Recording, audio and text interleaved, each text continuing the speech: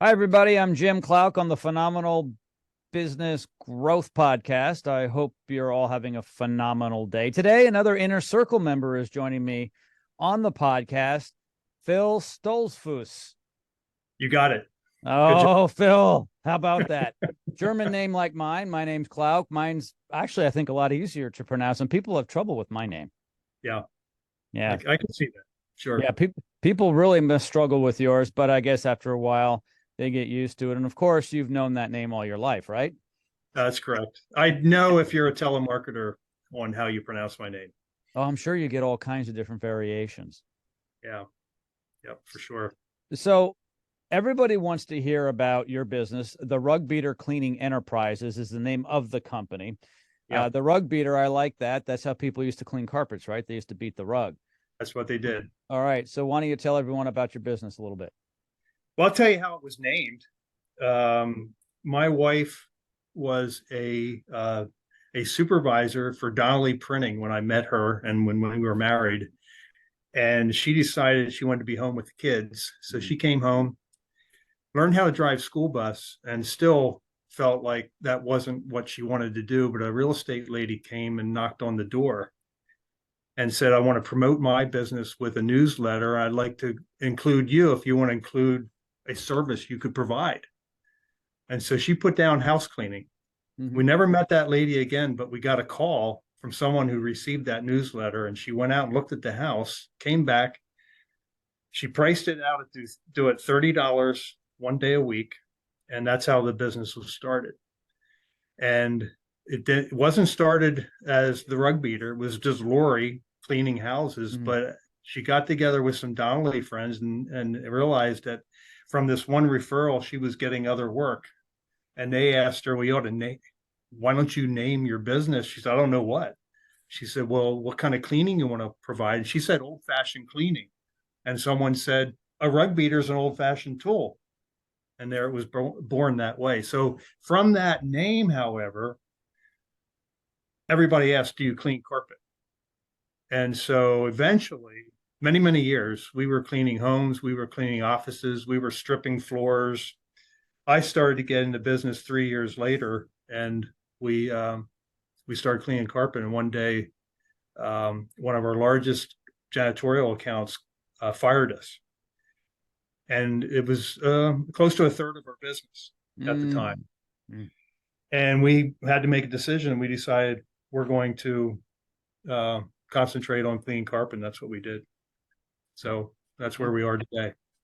And, a lot of people have carpet, but as you know, over the decades, we see this in new flooring, right? We'll have a Right. lot of carpet. Back in the 80s, there was a lot. And I guess sometime after that, tile and hardwood. And is carpet coming back? You know, I've had concerns about that over the years. Mm-hmm. And we know the market's changing more to luxury vinyl. We see that all the time. But we still go in and clean 1,000, 1,500 square feet of carpet in a home. Now, that's unusual. It's not always like that. We'll get a lot of apartments that are all carpeted. More and more, they'll change it out and put the hard floor in. But we continue to get carpet cleaning. And then we do the other cleaning as well. We do tile and grout. Yeah. We do upholstery. We're cleaning the LVT, and we're also cleaning hardwood. So we decided we're going to clean anything you can walk on or sit on, and that's done well for us. But I keep waiting. Is the carpet industry going to what's going to happen? Because my opinion is the LVT is not giving results as promised. Okay, it's a hard floor, but it's not hardwood, so you're sacrificing on the look and quality. You're getting a lot of noise bouncing around. Eventually, you're going to have to fill the room with area rugs, and we have a plant here that we clean area rugs. So we're trying to cover all of that. As one maybe cleaning opportunity fades away, maybe another one rises up. We're seeing a little of that with the area rug cleaning. But we still have 3 trucks on the road, and we're very blessed with the amount of work we get. Yeah, so things have changed, but you've adapted, which is good. And, personally, in my home, I have a mix between wall-to-wall carpeting in actually all the bedrooms, but in some common spaces, we have anything from an engineered wood floor to tile. Right. And I think in my home we have the right surfaces for the right spaces. Right. I really don't care for wall-to-wall carpeting in the bathrooms. Okay, and when I Right. was, you laugh, but in the 70s and 80s, it wasn't all that uncommon. As a matter Yeah. of fact, a lot of people had carpet on the toilet seat lid. You remember those lid covers? Oh yeah. Yeah, my Yeah. grandmother had that, and Yeah. I just don't think that's practical for spaces that are dirty and wet. So, Right. and all right, so let's talk about Howard Partridge and the Inner Circle. When did you Sure. meet first Howard? I met him online in 2020 when everybody was shut down and we were Mm. looking for stuff to do. And he popped up one time and I listened to him. And then he had referenced Ellen Rohr Mhm. during that time. And so I started listening to her, downloaded her book and studied that. And that was the next year, HydroMaster was doing a 50th anniversary celebration 1 week online. And if you entered one of their discussions, they would offer a prize at the end of that discussion. And I entered each time. I was going, see if I win anything. Okay.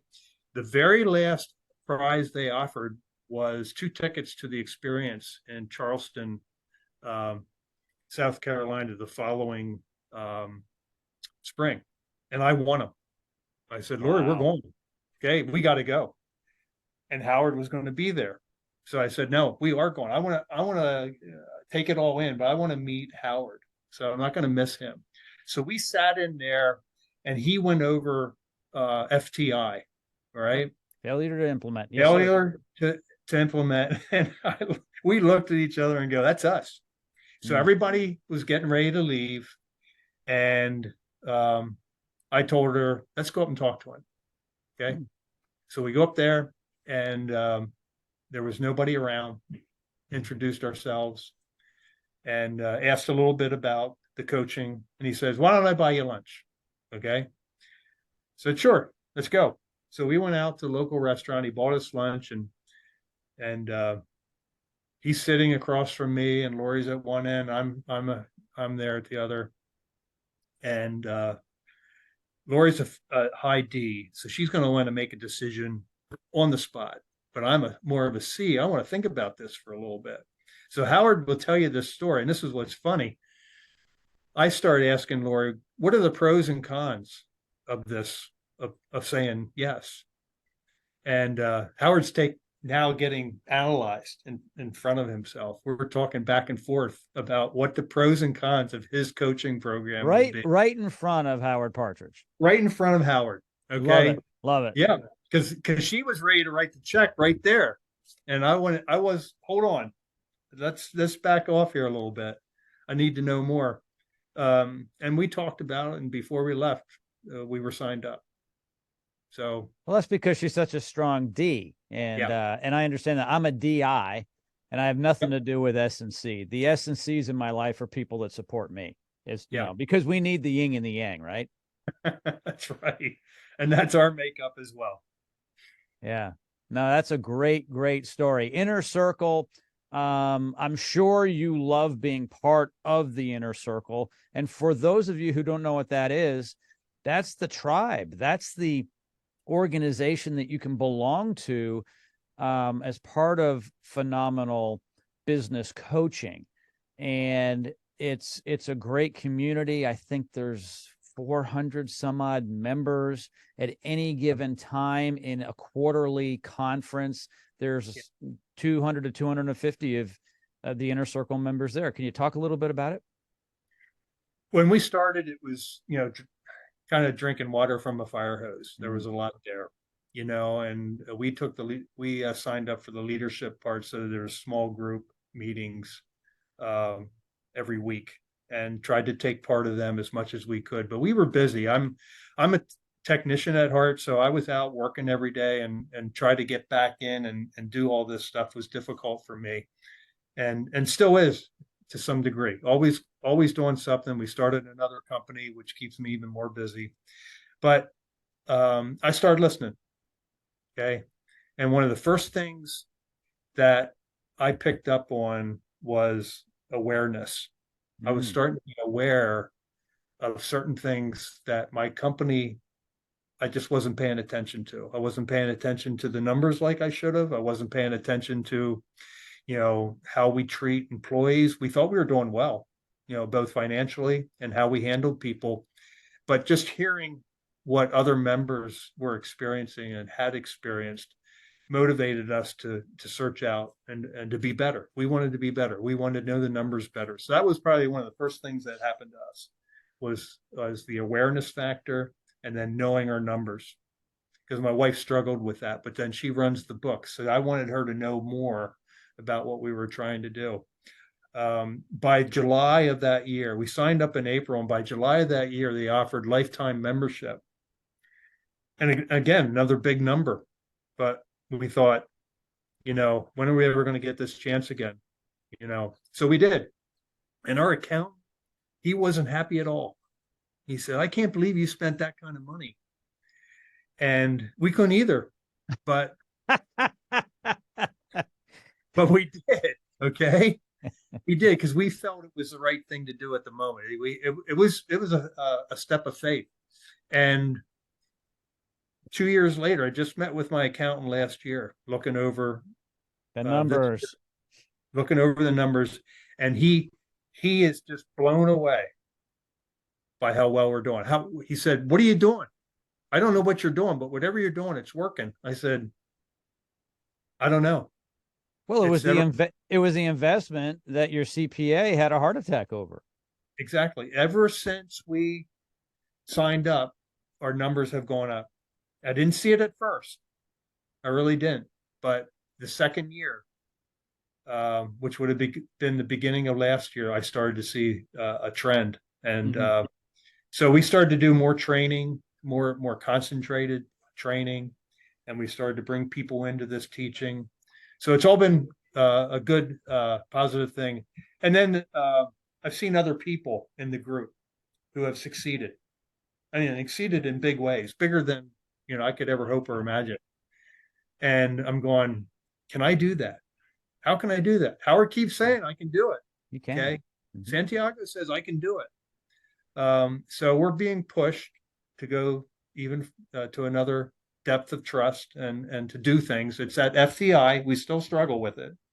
We're getting older, but we're still having fun being in the business. So we look forward to continuing to grow and see what keeps on happening.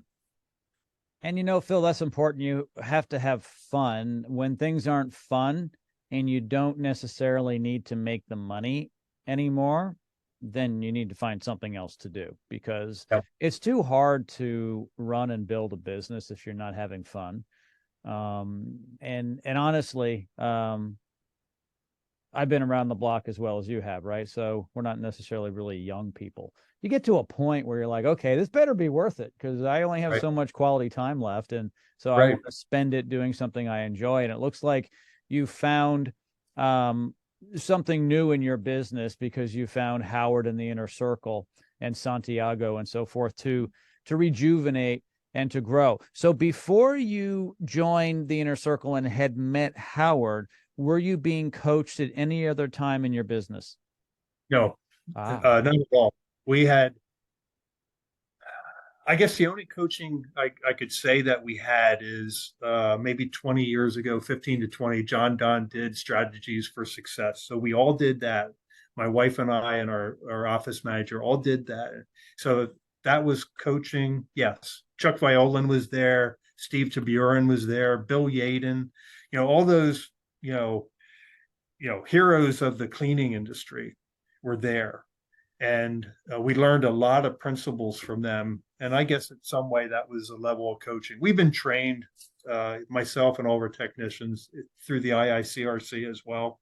So we've been, have a lot of education, but never any formal coaching like this where I had to get on a call and I have to be responsible for or be accountable. Accountable. Exactly. And that's really important.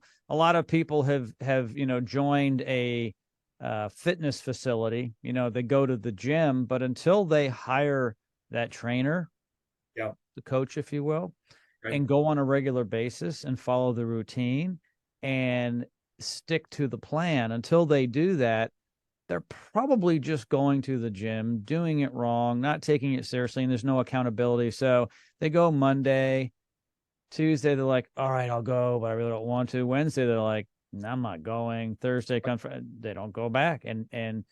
So it's important to have an accountability partner. And it looks like that you have that with Howard and his coaching staff. So for the people who are watching this, who aren't so sure about joining, maybe they heard about Howard like you had originally. Maybe they've even been to a boot camp and they're going back to revisit things now.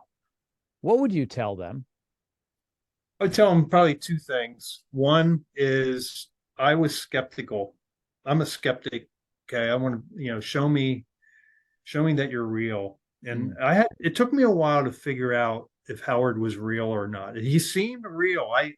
I'm not going to join something like this. Or at least I didn't want to if our values didn't line up.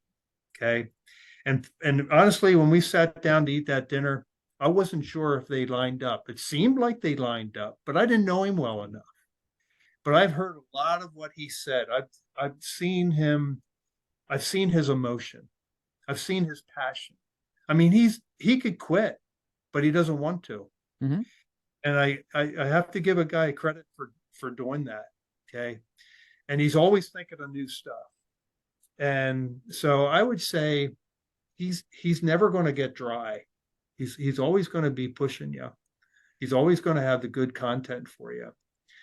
And so that would be one thing. I think the other thing is that, like you said before, that coaching aspect, that accountability. I've never had that in the business before. I've often said if someone would come in here and buy our company, they take the emotion right out of it, and be able to deal with things that sometimes our emotion gets in the way. And that's what our coaching helps us overcome, is getting rid of the emotion. Now, we haven't achieved that 100%, but I think you need someone in there to help you, to encourage you. Okay. Santiago encourages us. Eric encourages us on our one-to-ones. And we realize they've been patient. They've been overly patient. But at the same time, they go, if you want to get any better, you're going to have to listen to what we say and give it a try. So I think that's what I would tell people. They're going to have to give it a try. If everything else has failed, if they feel like they're just, every year is the same, if they're happy with that, fine. But if they're not, if they want to get better in every level, both personally and as a business leader, this is a good place to do it. Yeah, that's great advice. So many people can't wait to get out of high school, get out of college, so they never have to study again, so they don't have to read a book or make a presentation. And it's amazing when you see the stats, Phil, on how many people don't read a book after high school or college. Okay. Right. They only did it because they were forced to, because someone said you have to go to school and pass. And in order to do so, you need to do the work. I find it amazing. So there is a very high percentage of small business owners that don't act. Not only are they not implementing the FTI, failure to implement, but they're not working with anyone such as a Howard Partridge and his coaching staff in a coaching situation. They don't talk to other business owners. They live in their own bubble, and they want to know why they're still doing $162,000 a year annually in business. Right. Which, by the way, everyone is not a lot of money. It's not enough. Right. And when you live in your little bubble, you don't experience other things and you don't grow. I don't know if this is fair to say, but if you go to some uncivilized parts of the earth, there are still some tribes that haven't changed literally in hundreds of thousands of years. But if they move to New York City, all of a sudden they're going to see some different things and they're going to change for better or for worse. So it's kind of like that. Change your environment, get into a group. I believe Howard Partridge in the Inner Circle is a great place to get started. Yep. One of the first things he taught us was having a mission statement, core values, and a purpose. It took us a little while to come up with them. And, we went through, the step-by-step, had everybody help us in our staff to come up with these, and we all agreed on them. But we didn't really realize how good they were until we had to use them. Mm-hmm. And we have to use them typically when a customer is not happy with our service. And so the normal response to a complaint is, well, this customer, that this reason, for that reason, whatever, it's their fault. Okay. Maybe we made a little mistake, but it's probably mostly their fault. So we realized that our core values would not allow us to do that. And that maybe we would overlook something and say, forget it. We're going to lose money. We're going to take care of this. Mm-hmm. And we want a cheerleader. And boy, oh boy, that has helped us over and over. And I share that with colleagues in this business. And they're just amazed when they hear something like that. You're going, you got to be kidding me. I want to do that. So I know it's the right thing and it's worked well for us. So that was a fundamental. That didn't seem like a big deal, but it is a big deal when you have to use it. It's exciting. So, and you haven't shared any numbers, which is fine, or percentages as far as differences, but can you give me an idea of the growth, maybe a percentage growth from when you first started with the Inner Circle to today? Because you said your CPA was like, what are you doing? Right? This is awesome. What does that mean? Is that like a 10%, a 50% increase? What does that mean? We 2020, if I go back and look at 2020, that those numbers were skewed just because of PPP and everything else, lack of business and stuff like that.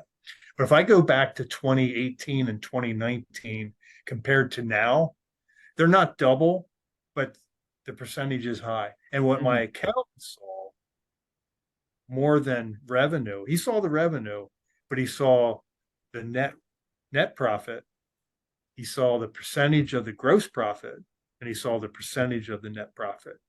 So for my first 3 quarters of 2023, our gross profit was close to 80%, and our net profit was close to 20.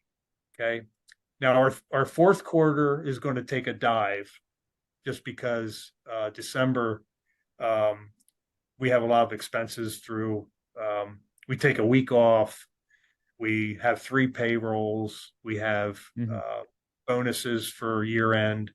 So that becomes a wash. But he's already looking at what he thinks might be our numbers, and they're very good. And if we would look at our net profit for the last, for the years before 2020 and look at them now, we should have been spanked. Okay. We should have been doing better. And we paid for our coaching program the last 2 years, hands down. Yeah. And it's so important. People have to understand you can't do everything yourself. Right. You need the village, right? And in the village, you don't need the village idiot. Right. You need some wise men. Yeah. And I have to say that, I've known Howard for a long time, and his son Christian and Santiago and everyone else who's involved in the organization. And everyone is so committed to what they do. And one more thing before we go, because I want your comment on this, is the speakers that Howard brings in are outstanding. He's constantly bringing in new people to get up on stage, tell their stories, to teach, to coach. Yeah. What are your thoughts on all of that? We've gone to 3 conferences now, so we don't make we've been going to the fall one every year, and there's been some outstanding. Michael Gerber was there this year, last month, and it's interesting to, these guys are just like you and I, in a way, when they started out. They just work. They work at it. Mhm. It's a little bit like the Zig Ziglar 10,000 hour rule. If you're going to get good at anything, you've got to commit to it. So that none of this stuff is easy. It's not. No one said this is easy. Howard would never tell you that what he's achieved was easy, but he was committed. And so there is a price to pay. But everybody else that, a lot of those people that we hear up on stage, they have success stories because they were committed, and they had a passion, they had a goal, they had an idea, and they had a dream. Yeah. But you have to work at it. So that could be a little bit of a downer when you think about it. But what we found with the inner circle is there's going to be a tool there to help us get there. There's going to be our safety net is not the government. It's going to be our ability, what we've learned through our coaching and our coaches. If we ever have a problem, they're going to help us through it because someone has gone through it. Maybe they have themselves. So that's why we get encouraged. Phil, I'd imagine it helps you sleep at night as well, right? Knowing that you may have an issue and saying, well, you know what, tomorrow I'll get on a coaching call. Or maybe you don't have a coaching call, but you can send an email saying, hey, you know what? This came up. Help. Right. And you've got support. It's kind of like having a good CPA, an attorney, or a doctor. You're like, I need help. And you lean on those people. Yep. Yeah, we're glad for that. We used to fear the coaching calls because we just didn't get it done. We'd be telling Santiago the same thing over and over until we finally said, we got to do better. Okay. I mean, this guy's trying hard. And he got a little bit, I don't know, he didn't show his frustration, but he got a little bit, like, okay, here's the date. You're going to have it done by this date. Okay. We're going to have a coaching call on this date, and I want to hear the report. So that, we reminded each other of that as the days went by, that we're going to get this done. So that's the accountability process. And that wouldn't happen if it was just my wife and I. Mm-hmm. Definitely would not happen. So we're glad. Along the same lines, Phil, you've got this community of 400 plus inner circle members that you can network with and lean on as well, because some of them have been through what you're going through. Do you use that also as a tool? Is that an asset for you? But when I started out in business, I thought my competitor was my enemy. Mm-hmm. I thought, okay, I'm not even going to talk to him. Okay. But when you get into a community like this, everybody wants to help everybody. Okay. You're sitting at a table at a conference, and here's this carpet cleaner. He's 500 miles away. You're no threat to him. Okay. And I'm no threat to him, or he's no threat to me. And so we share ideas. I mean, it's money. It plants seeds. It's very helpful. You're like, I've been struggling with this for a long time. What do you do to get over that? And he says, this is what I do. And then you share experiences. And that's been great. That's better than any Facebook group.